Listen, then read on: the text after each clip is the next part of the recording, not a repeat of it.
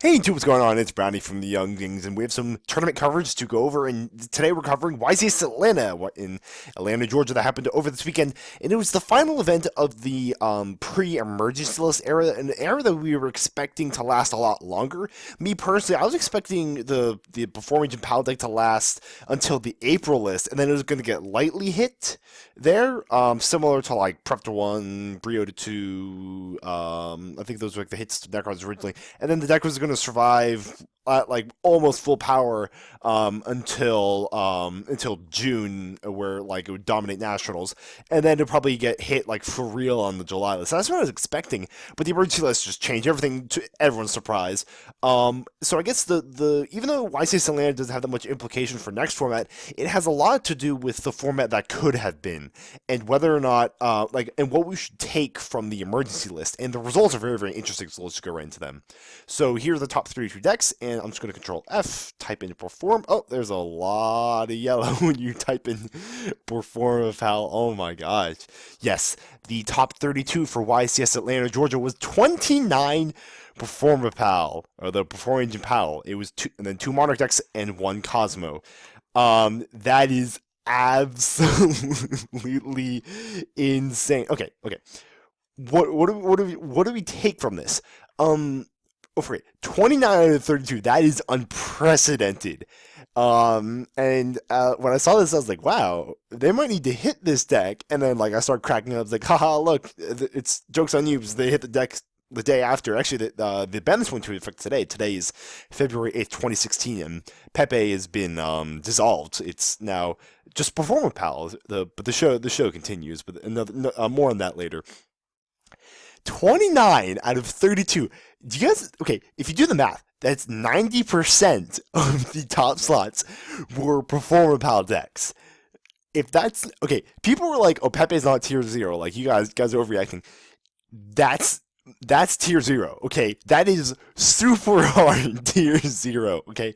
I was expecting Monarch to make a much bigger splash at this event. I thought that the Monarch deck's existence was going to hinder before Mage and Pal in top slots. I thought that because Monarch has a pretty good matchup against Pepe.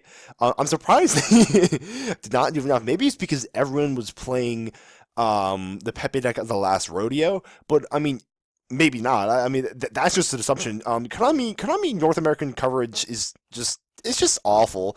I really wish I could have seen the representation of decks that enter the event, and so we could have compared it to the decks that top the event. Because that's what they do at CCG and in Europe, and those are really good statistics to look at. They see like what decks benefited from a high representation and what decks did well despite a low representation and so forth.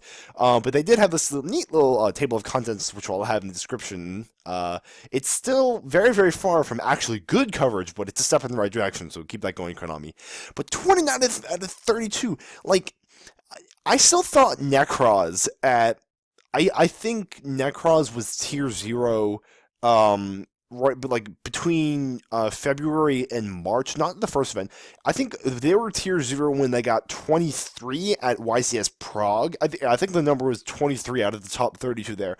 And usually my threshold for a deck that's considered tier 0, if it gets 65 to 75 plus percentage of the top 32, at that point you reach tier 0, and tier 0 in my opinion is when the format literally revolves around you and you're to super deck and every other deck is designed to kill you. I hesitate to say that all these decks that played in this event that weren't Pepe were designed to kill them. Monarchs are just kind of like inherently good against Pepe, so they don't really have to change much. I don't know what this Cosmo deck list was. It must have been like pretty lucky where they didn't brick for 11 Swiss rounds to get first overall. I would imagine he went undefeated to get first overall, but I cannot wait to see this deck list. Somebody posted it if you happen to find it before I do, because it's really like, I'm just like, how did Cosmo get first overall? That's the second time that happened. At the last like big event, Cosmo got first overall. I was like, what the heck is this? So we're comparing the 70% that Necros got at YCS Prague. Yeah, so I'm good at math, guys. 23 divided by 32 is 70, haha. And then 29 divided by 32 is 90%. That's a very stark difference. And again, like people were like, "Oh wow, Pepe is not tier 0." Like I don't know what you guys are complaining about.